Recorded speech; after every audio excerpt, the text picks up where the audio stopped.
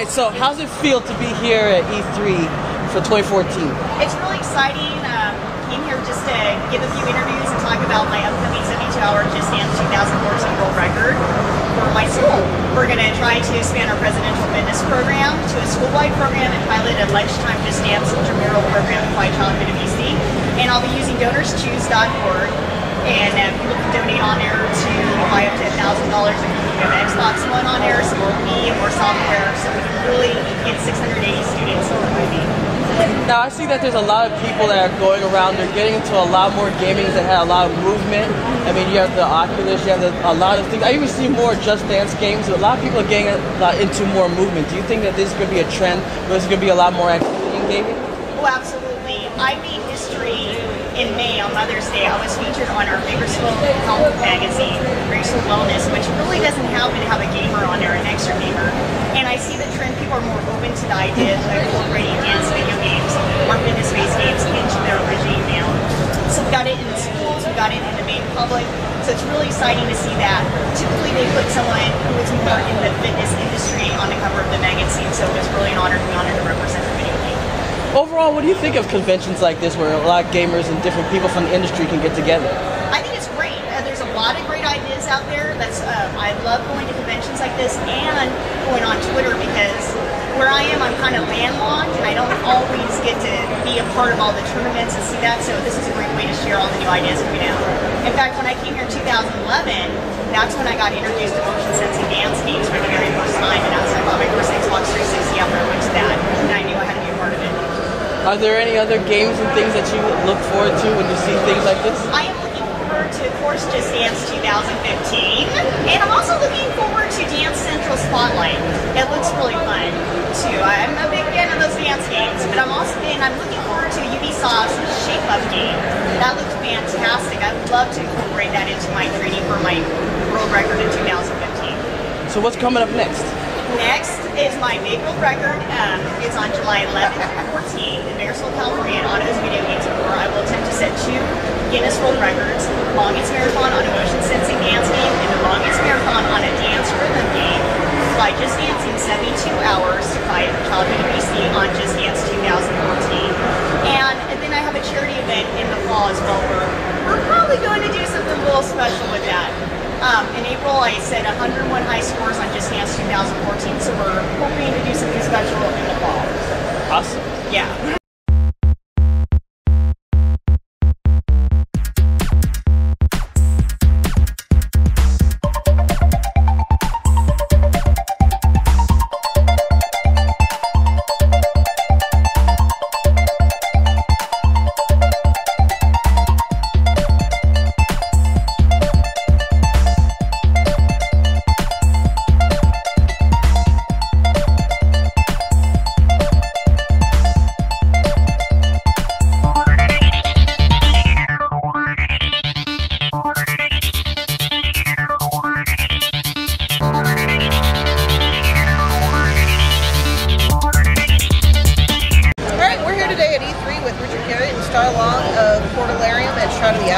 Both of Ultima Online and Ultima fame from years past, which everybody should know about, and if you don't, go pick them up now.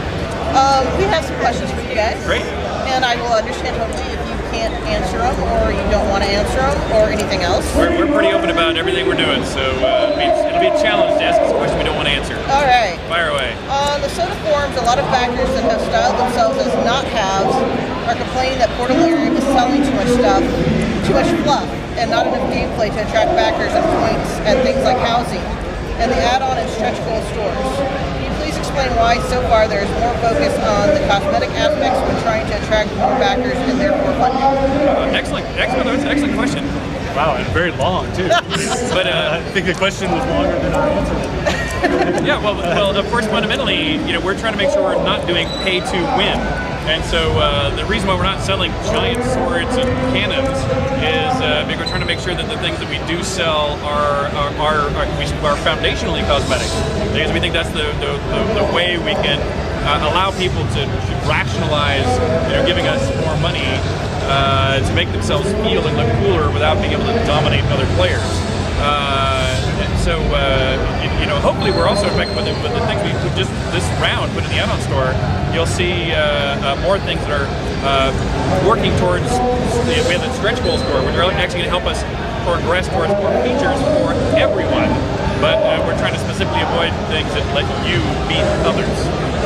And you know, it's a delicate balance between providing what is some obvious value to a pledge, and for those who have disposable income to invest into those, but not making that value something that will damage the economy.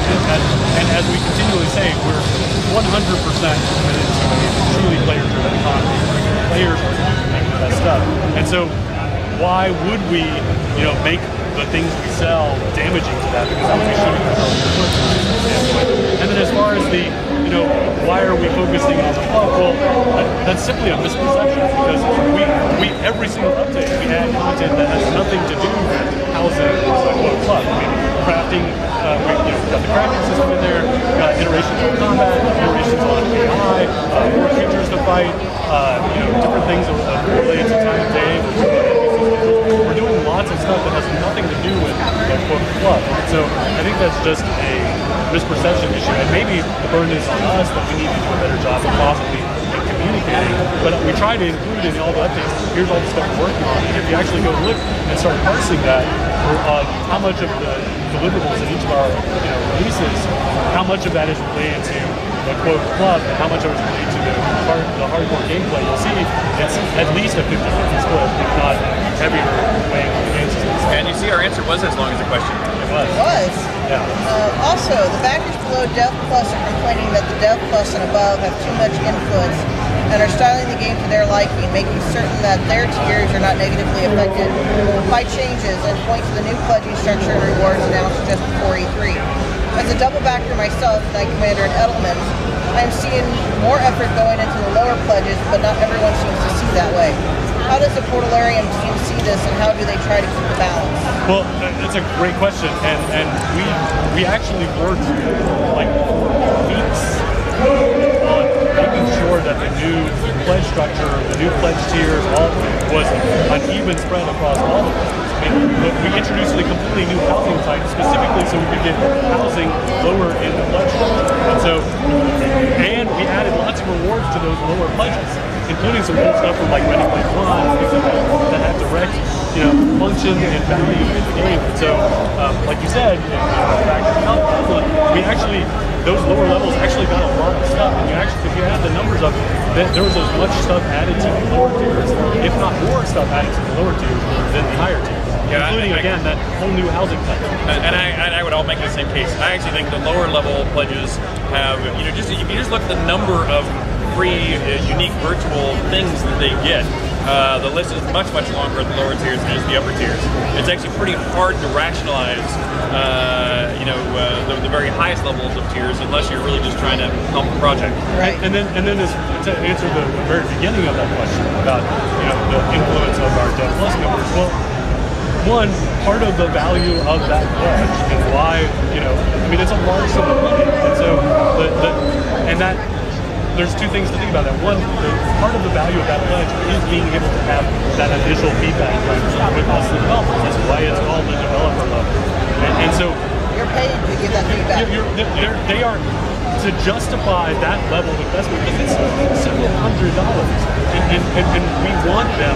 And it includes we give them asset drops to games and things like that. So yes, they are having some influence. It's not complete influence. I mean, we're still the game designers, and and we still wait until we get here back. Like for example, think about the outdoor map that we went from the 3D style we put in the Kickstarter. We went back to a cloth map style, and then all the way to having it in the release. And then based on community feedback, we're now going back to more of a 3D style. And that had nothing to do with the Dev Plus backers. That was really the community at large. And so we listened at all levels. But we always want to get some feedback before release at all.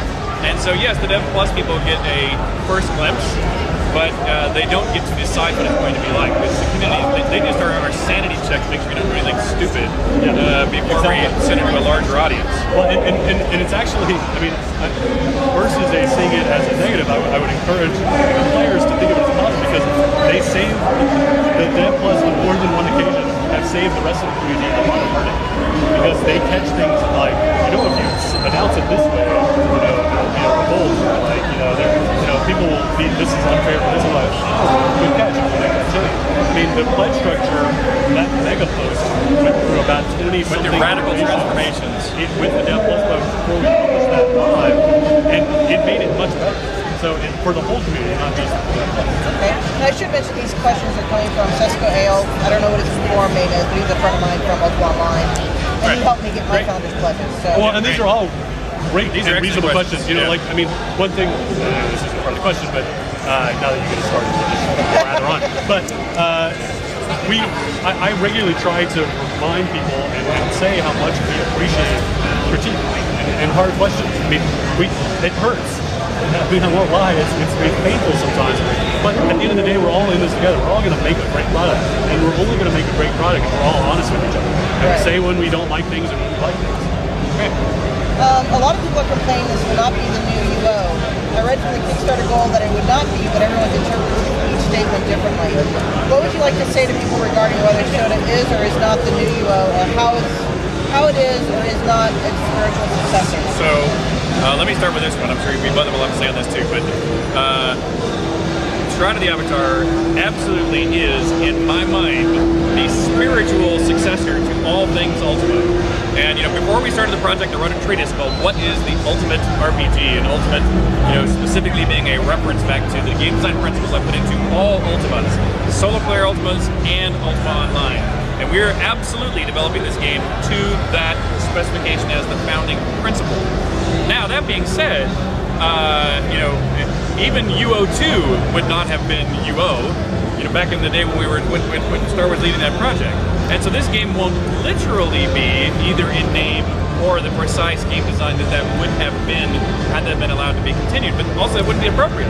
These are, it's modern times now. It's 10 years of game design has gone in between. But if people liked the journey we went on together during the development of Ultimas, the journey being how to develop a sandbox world where, in addition to combat, we had highly detailed player roles and activities that are heavily intertwined with each other and feed economically into the combat roles and player housing and all those things. Then this is really, I think, the game for you. How does Boarderlands intend to attract interest and funding for Shota on an ongoing basis? Obviously, you need to expand the supporter base as well as increase the average pledge level in order to increase the viability and improve development for episode 1. So, our number one tool for that is to make a great game. All the other stuff we do, like honestly being here at E3 and things like that, but those are all frankly irrelevant if we don't make a great game. And so 99% of our focus is making a great game. And then the other 1% is trying to communicate.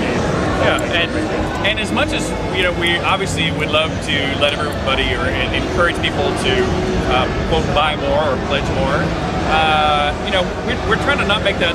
That's really not our number one goal. I mean, we really need to expand to more people, not get each person to give more. Now we're happy to, we're trying to make sure we let people buy in to the extent that they're able and willing and desire to. But we're not trying to squeeze blood out of a turnip. We literally are incredibly thankful for even if your pledge was $1, much less 50, much less 500. We're very, very thankful that anything anybody has given us to support the game. The way we're going to succeed in the long term is to appeal to a broader and broader base of people. And so while on the one hand we're making this for our current backers, we clearly want to succeed at making the game that they are partnered with us to be making. As we look at what happens after launch day, we need to make sure that the game is well suited to attract an even broader audience. Not related to these set of questions. Would you say that you learned from Ultima Online what people want with games, like the housing? It was obviously the housing was sold for thousands of dollars in the first 8 years of Ultima Online. Would you say you learned a bit from that and selling it? Absolutely, and our biggest thing is that, and why we love the housing personally, why we feel it was really successful, and continues to be successful, is the fact that it was in the space. It wasn't just some other thing. It wasn't off in its own instance. It was in the world, like you saw it as in the town. Yeah.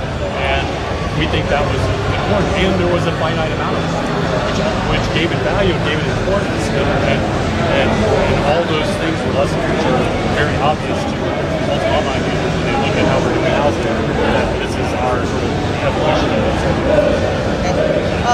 When will there be a closure to the PvP situation, and will a decision be made and communicated on the PvP and losing model?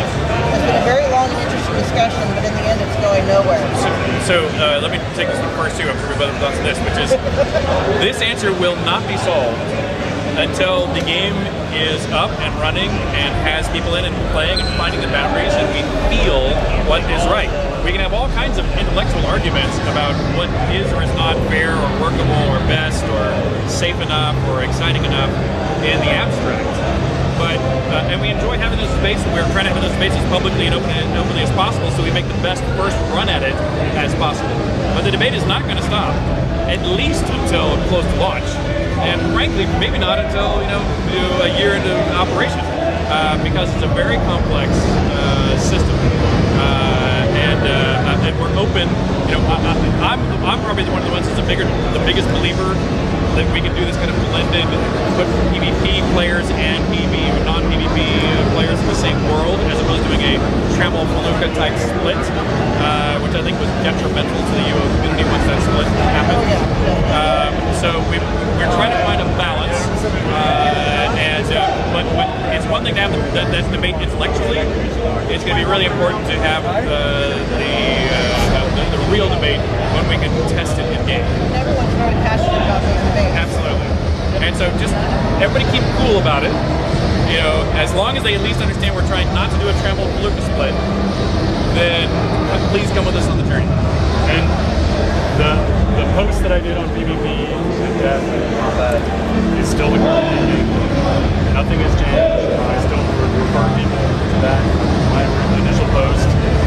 Yes, there's been lots of discussion and debate amongst the players from that post. I mean, that thread is like one of the longest 20 pages now, I think, or something like that. And there's lots of interesting ideas, lots of opinions. None of that has changed in our current thinking. Okay. If nothing else, will the new pledge tiers, Knight Marshal and Lord Marshal, at least get special titles for the Royal Founders?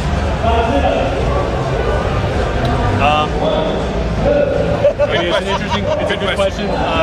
We don't, because these were introduced after the Royal Founder and Founder time limits, they are benefactor level pledges.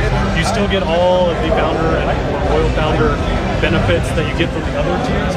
It's just these particular pledge tiers are benefactor pledge tiers. There's no extra stuff in them if you're a Founder or Royal Founder, because again, part of our focus is attracting new people, and because those happen after those time frames, we can't really put Founder or Royal Founder supplement because there is no Founder or Royal Founder pricing here. So there's no. It would not make logical sense for us to add Founder or Royal Founder content to the pledge tier because they happen after those time frames. Now, what is something you both learned, or each of you have learned from Multiple Online that you're taking and fixing in Shroud of the Avatar? Don't let Lord British die. Turn on your invulnerability. Got it. Yeah, well, more importantly, don't make it a flag that you can turn on and off. That's the most important. Go ahead. I was going to say, I think some of the more important lessons, at least for me, was when we launched UO, we put in some things we were very happy about and made some of the very best memories of at least my early days of UO. They included things like the thief skills and things that also were therefore used against new players. And so it was both the best of times and literally the worst of times to both see how Wild West the game became. And in many ways, the problems with that are that it really does make some of the best memories. On the other hand, it really was one of the things that limited the game's growth in contrast to some other MMOs that came out afterwards that fixed those problems. And so we're trying to figure out a way to both maximize the fun of what feels like the Wild West, but also provide the safety to make sure that new players and old players aren't driven away because of some of the, whether it's PvP or other antisocial behavior that some players could invoke during the early days of UO. Now, do y'all plan on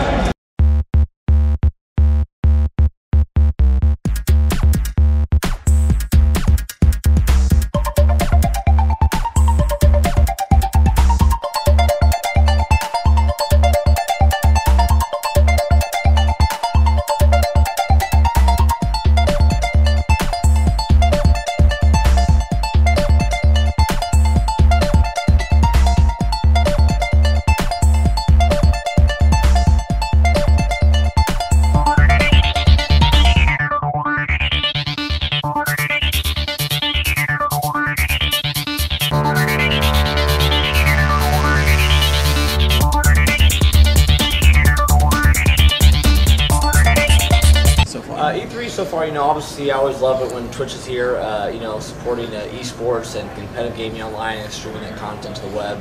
I'm always a big fan of that. But I had a chance to also check out Oculus Rift, checking out some of the cool new games they have, like Aliens are playing. It's really scary with the virtual reality headset on and everything. And there's some little kid games as well, where you can look around and you can lean forward and see different dimensions of the game, and it makes it very wow, it's really cool. I think they still have to work on some of the hardware, maybe like the screen display, having a little bit better, more crisper screen display. But overall, I mean, it's definitely amazing. I know if I showed my dad it, I had my dad go on a pair of these Oculus Rifts, he would freak out. So it definitely has a wow factor to it, and that's been kind of the two biggest things I've seen so far here at this E3 that I've been really kind of engaged in and so forth. Would you say, was there an overall winner, or would you say overall everyone has hit their marks? I would still, people have seen Oculus Rift and so forth before, but with these game titles and how they work with Oculus Rift, it shows the future of potential virtual reality capabilities of making it very immersed. I'm in the cockpit of this jet fighter. I can look around the back of my seat and look in all these different dimensions, and I can, when you're playing a game on a regular screen, when a jet goes off your screen or a character goes off your screen, you really can't know where it is. But in this game, you just look down and it increases the vision or the range of view immensely. I mean, you have a whole full 360 experience where you're never losing targets. Sometimes when I'm fighting a dogfight in a fight art game, I might lose my guy because he goes out of my screen. And I'm where's he at? I can't look down. I have to try to find him through my screen again. So with having the Oculus Rift on, you're able to always down there. I have to get my view down to there so I can start fighting the guy. So it's very cool about how much more real estate you have to view the game. It's really cool. Now, I know that last time that we talked, you were expanding the Fatality brand with the products. You were talking about releasing motherboards. Can you give us an update on what's been going on with that? Yeah, we just released 5 new Fatality 9 series motherboards. We do everything from entry level for a gamer, like a $100 budget motherboard, all the way up to $250 high-end professional motherboard. And people that are streaming content to the web, they should be using my Fatality professional series motherboard. It's the most overclockable. It allows your CPU to run at full speed and get full performance out of the stream as well. So for gamers, it's very important to overclock your computer to make sure you get full frame rate so you can still play the game as you would if you were not streaming. Because the streaming software takes up a lot of CPU resources. So it's very important to overclock your computer today in gaming, and building computers is becoming more and more important every day right now. So E3 is wrapping up. What's next for Fatality? E3 is wrapping up. I got some more cool, exciting stuff coming out. Maybe at Gamescom you'll see some new stuff I might be working on. So I'm actually finding out today what that all is. So I'm very excited about that project. But most likely I'll be at Gamescom. And a lot of other events this year, all based around Parkline or maybe working with some game titles. Excellent. Thanks a lot. Thanks, man.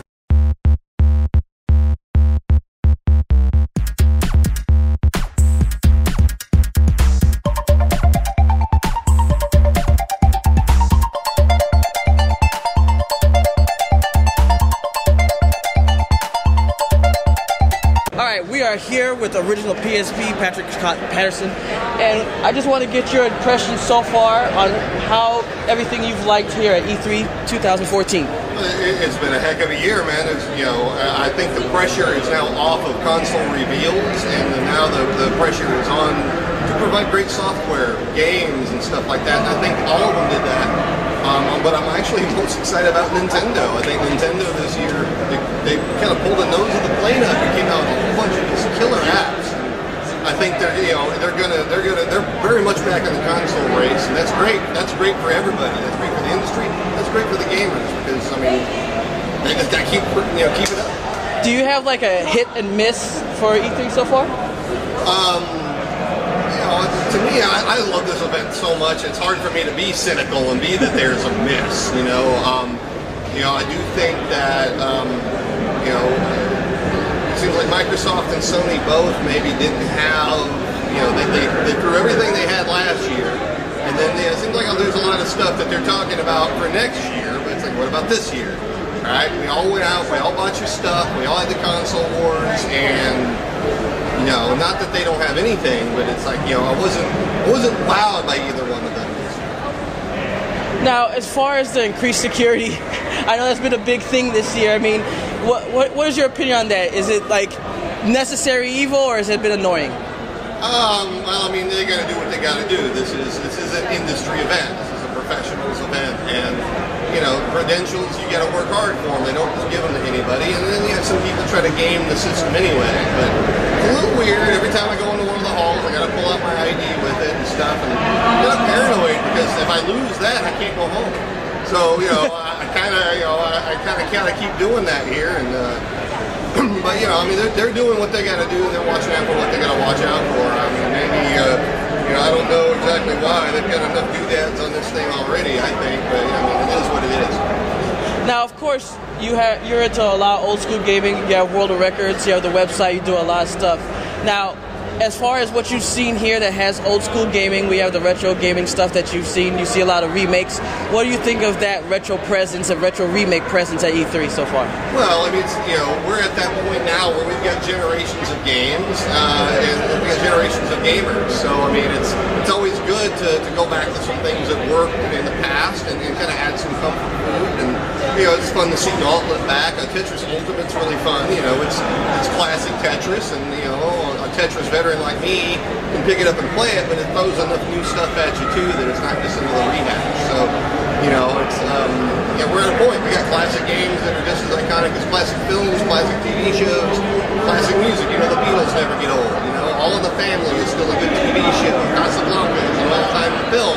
Something like Tetris or Smash Brothers, things like that. They worked once, they're still going to work. So, I mean, it's always good to see that. Now, of course, I also follow you on Twitter, Facebook, and you're always willing to give your opinion if it's controversial, if it's on topic. I love listening to what you have to say. Now, as far as the announcement about making a girl assassin, that's been a hot topic. I want to get your opinion on that. I can see why a lot of people are upset. It's, you know, I understand these games cost a lot of money to make now. I understand that. I get that. But I think that's kind of a cop-out, man, because, you know, bottom line, half your audience now is ticked off. They don't want to buy your game. I mean, you know, men and women, they're all gamers. All right, so you can't just come up with something like that and expect everyone to be like, oh, that's fine. Oh, we understand, especially when you've had it games before. You know, so it costs you a little bit more. They lost sales, you know, in the first place. Not to mention the fact that they're kind of, we're never going to get rid of this misconception that video games are a man's world or a boy's world or whatever. It's not been that way. It's really never been that way. But we're never going to get rid of that stereotype and that misconception without the industry supporting it too, without the industry showing it too. And it starts with the industry, in fact, if you ask me. And that's a step backwards. So I mean, they're going to have to fix that. People aren't going to stop talking about that anytime soon.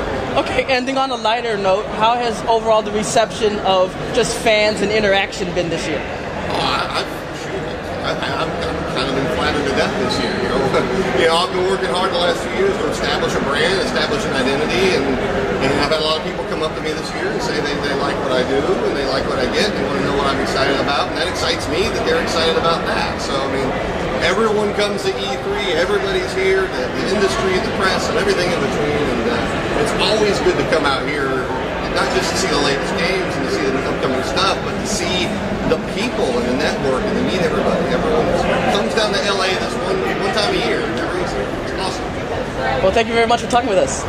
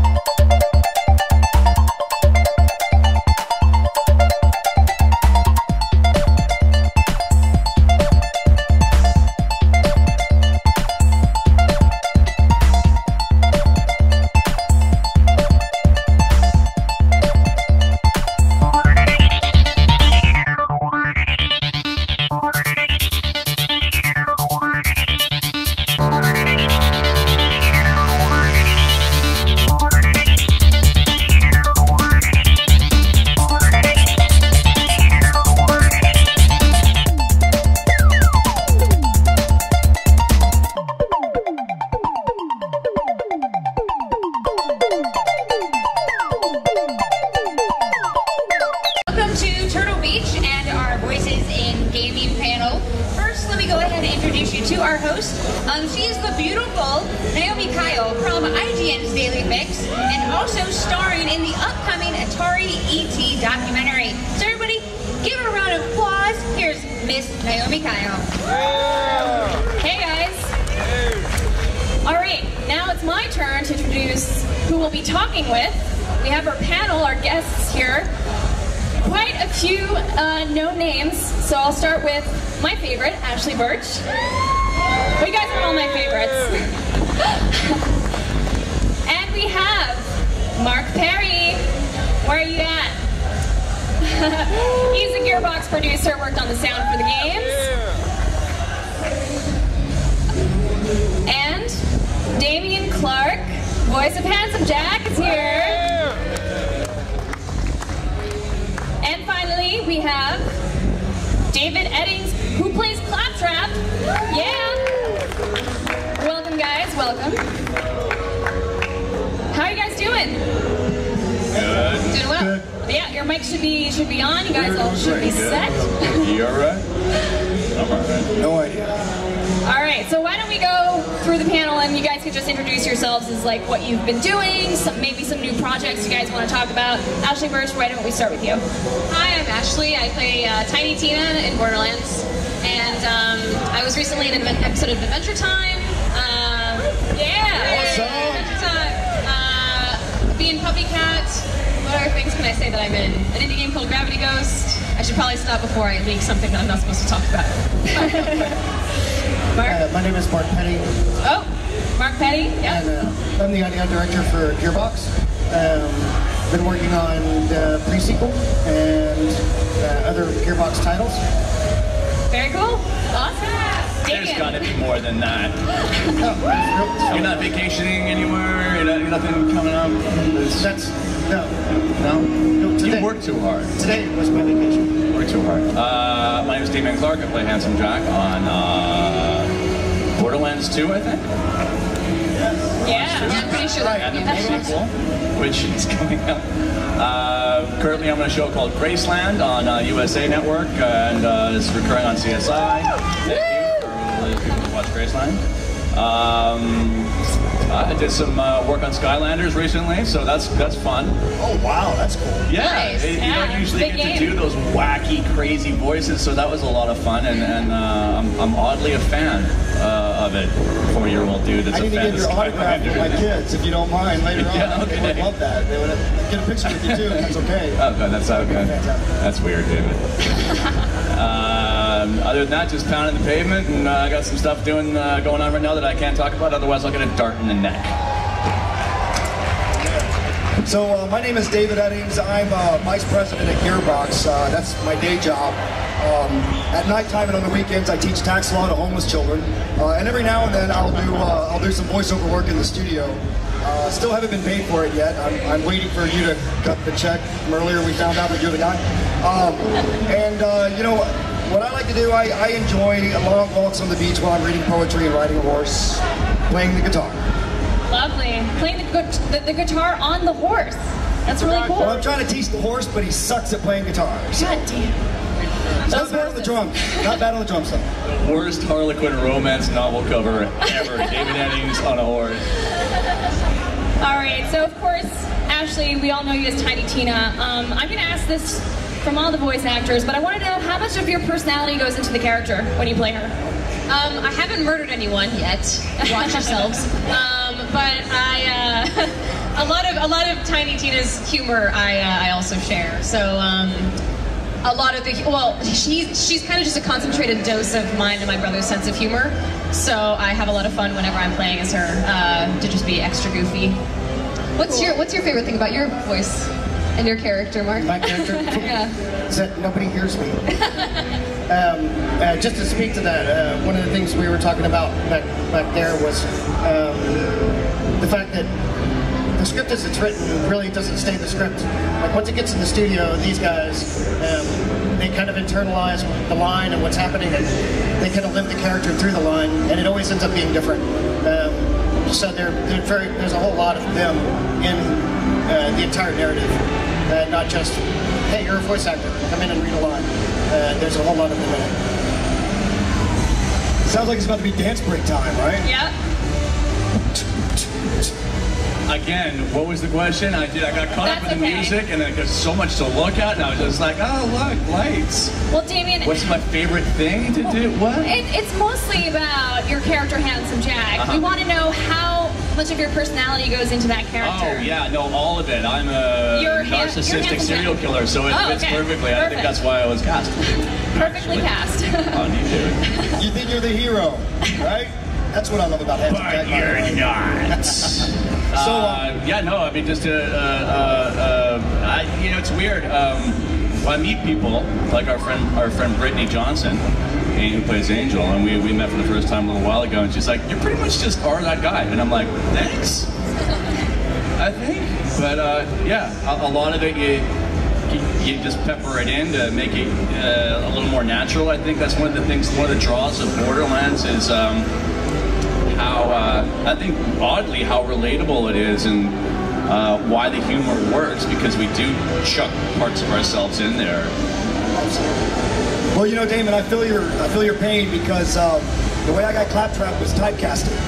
I've been at Gearbox for a long time, and when they needed an irritating character, slightly endearing, with a real stiff personality, they came right to me and they said, "You'd be perfect for it." So we're one of the same. One of the same. And you're little and yellow. Well, I did have jaundice for a while. My kidneys are better now. All right, so Mark, did you help in the casting process or getting these characters up to speed?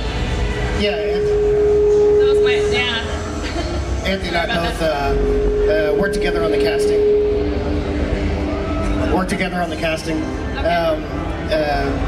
Yeah, and to be honest, I mean, Damien, we just kind of found him.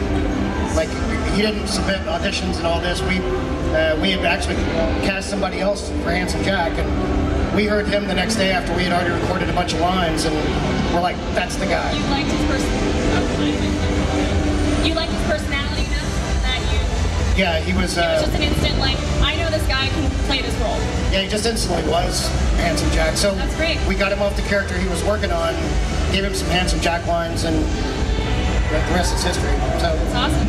Yeah, but Anthony and I worked pretty close together on that. Very cool. Now, are you guys ever in the booth at the same time when you're recording, or is it all solo? Like, how does the process, for people who aren't familiar with the voice acting process, like, is it usually just random lines? You guys go in for a short amount of time? Like, maybe Well, I can't speak for everybody else, but when I go in the studio to do the Claptrap lines, what I do is I record everything, and then later on they hire a professional to re-record all the lines, and that's how you get Claptrap. So all right, that's just my process. Your process. I can't speak for everybody else. With video games, it tends to be that you'll record by yourself. Animation tends to record in groups, but video games, just because there's so many there's so many different aspects to, especially if you're a quest giver, and they're like, if you're in a game where there are dialogue trees, there are just so many different possible outcomes that you kind of have to be in the studio by yourself. Otherwise, it's going to be like a 70-hour session, and everyone's going to kill themselves. Redoing every scene and every different variation of the scene. And, Right, so you'll be in the studio for like, I don't know, like 4 hours, and they save all of the screams and the like getting hit by acid and being on fire things for the end, which is gracious. Yeah, but it's a lot of fun. Yeah, Damien? I'm gonna take it from there. The process and being in the studio to work with it. So I know sometimes I've actually I get caught up in people's answers too. I swear to God, I'm not making this up. I just Maybe you have questions. So it's nice. That was a good answer. What? Damien and I have actually been recording our lines at the same time. Although I don't know if you knew it or not, because I was over at Okratron while I think Savitt was working with you and Habercorn here in California. We were technically in the studio at the same time. Yes. Technically speaking. Just different studios. Multitasking. But you can feel each other's energy, right? It's rare actually that you get a bunch of actors in a room. I mean, you've got cartoons, prelay, and stuff like that, which is awesome because you can feed off one another. But in this case, yeah, you're pretty much locked in a room for 4 hours, and you get through it, knuckle through it. Yeah. Now, Ashley, you talked a little bit about the different sounds when you're maybe getting shot in a game or something that doesn't come naturally, that you kind of have to formulate and create an idea for on your own. What's your process? Do you guys have any unique things that you do to like get the right sound or get the right sounding or whatever it is, you know? I feel like probably all voice actors are like this, but especially, at least for me, I have to be really physical whenever I'm doing anything. Okay. So there's footage of me, I know, somewhere recording a video game. Where? We all want to know. I know, it's not out yet, and it's gonna be awful when it is, because it's just me like doing, like just acting, I just look like I'm having a seizure. But that's a lot of like, I don't know, just because you have to get, especially when you're doing a death scream or you're on fire, there's a lot, you have to put a lot of energy into that, so it's generally just like a physicality is what I do. So I like, if I'm doing like a fire noise, I'm like, you're doing the motion, it'll just I'm like, oh no, there actually is fire. I'm like ripping at myself and stuff. Or if like you're supposed to fall, I'll like fall a little bit, and they'll be like, you can't do that because then we can't hear you. Yeah, then you just have to do it again. There's definitely different tricks that I'll have the actors do sometimes. Yeah. Take and push hard into your diaphragm while doing an exertion. Feels more like a pain than, let's say, if you're jumping or landing. You want that to feel less forceful. Sprinting and breathing is always really interesting to do. People don't naturally gravitate towards that one. They can do deaths and screams all day long, but getting somebody to sound like they're running in a natural sense is hard. So yeah, it depends on. Yeah, most of these guys have been doing it for a while though, so that's why a lot of those mocap games are they sound so great because you are doing it. Yeah. You have a mic and a camera strapped to your face. A bunch of beads stuck on your face. And you're booting around the place, and it's legit. You know, it's not. But when we're in a booth, I don't really know how to fake running because it sounds stupid. It sounds dumb. Despite all your little diaphragm tricks you have, just ignore you, and we throw ourselves around. No, I ignore you. Everybody else pays attention to you. No, but you're literally bouncing around in a padded cell. It's padded because of the sound treatment. It's ironic. Good thing it's padded. It's very ironic. We don't want injuries. Like, yeah. David? You know, it's really weird. They changed my voice anyway, so it's a lot. I think a lot of the nuance gets lost a little bit. Maybe it's a bit easier. So much more acting to what you actually hear. I think 90% of the performance is lost after the post-processing. Wouldn't you say? You know what? I don't think so. That's a BS answer on my part. It's a lot of fun. I love it when I'm getting directed by the guys that I work with at Gearbox, especially Anthony, Mikey, and I. I'll tell you what. On the first Borderlands, Mikey and I spent time in the studio together, just goofing around and just keeping it rolling. Rayson Varner was the audio engineer when we were creating the character. And that was just a lot of ad-lib because we got to, we had lines of intent that Mikey had written, and then we just got to do it a bunch of different ways. We were having fun, goofing around, and it got recorded. What's great about Borderlands 2 is Ashley's brother, Anthony, is a freaking fantastic writer. He's hilariously funny, and I trust his writing so well. And he writes for the character, and it's neat because he'll write these long soliloquies, kind of like I'm doing right now, it's perfect the way he does it. I get every little nuance. I know where to pause and so on. What's tough though for me is like the 3-word or the 4-word sentences. You can do those like 20 million different ways, you know, and you have no idea what the context is. But other than that, yeah, I totally act out the robot part. So rambling answers. No, it's a good answer. Good answer. You're so hard on yourself. Yeah, David. You'd be nice to my friend David Eddings. You know, if I see him, I'll do that for you. Talk about Dave. This is now an intervention for Dave Eddings. That voice, that character sucks. He's got character of the year, but it's not stupid. I hate myself. Hey, you know. Now,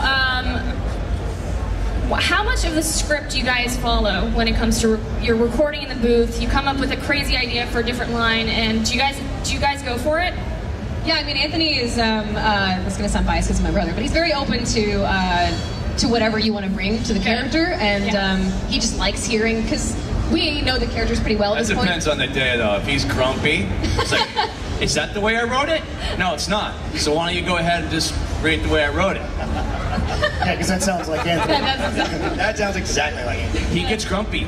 Well, you also don't read any of the lines that he actually wrote. You're also not a sister, by the way, Damien. You're not a sister. I didn't know if you knew that or not. Damien apparently never reads the script as written. No, he always makes stuff up. lines for Damien are really just a baseline, a jumping off point. It's not really anything that he's like, no, let's do this. But yeah. That's not true. That takes away from Anthony's awesome writing because, you know, like once in a while you just ad-lib shit. But I mean, it's a good thing. It's Anthony. It's not like we show up and go, well, we don't have a script. Damien's just gonna say a bunch of stuff. He's very. It's all him. It's all him. And he actually, I think that he really likes hearing people ad-lib. Yeah, he does. He's never. As he curses under his breath. No, I mean, you can't expect to form a character and have them stick by the script and not interject some of themselves into what's going on. I mean, otherwise, what you end up with is just a dude reading a piece of paper, and it's. These guys have always been really awesome about that. But on our side, on the production side, like we want that. We want that input. We want that creative sort of collaboration with the actor. So yeah, there's a lot of freedom we play on. And it almost helps the character be more interesting in a way. Like, it's a written thing, but you want it to develop also and grow even more from what was the original idea. Honestly, really I would love to hear Ashley's and Damien's outtakes. I could do that. Those should be released, and I know they've got to be out there somewhere. Release those as like bonus footage or bonus content or something like that. I'll hear sometimes what she did. I always know when you're in the booth before me at Habercorn because the mic is down. I walk in, it's like, because you're little. That's a joke. Is that what that joke was? That joke. Yeah. It felt weird. But sometimes you'll be there still, and they'll be dragging up. I'm like, no, play it. I want to hear it, and it's some funny stuff, man. You. Yeah. The outtakes and all that. I think you're right. That butt stallion line when you were chewing on pretzels was an outtake. What's that? Yeah, that's a big line that I think people really like that Damien ad-libbed was the these pretzels suck, right? Well, yeah, he came back off of like a 10-minute break. It's all a blur. He walked into the booth and he was chewing on pretzels and he looked down at the script and he's like, so, and then he read the line and we were like, that's awesome. And so yeah, we ended up keeping it. That's perfect. Well, speaking of lines, what are some of your favorite storylines or lines in Borderlands 2? Starting with you, Ashley. Starting with me? Yeah. Or if you want time to think about it, I can go to some other guys. No, I like the ones when Anthony asks me to like sing a song. So I'll do it in voice. Hold on a second. Oh, prepare guys. Because I gotta. Get out of my shop or I'll punch your butt. That's how Tiny Tina roll. Amazing!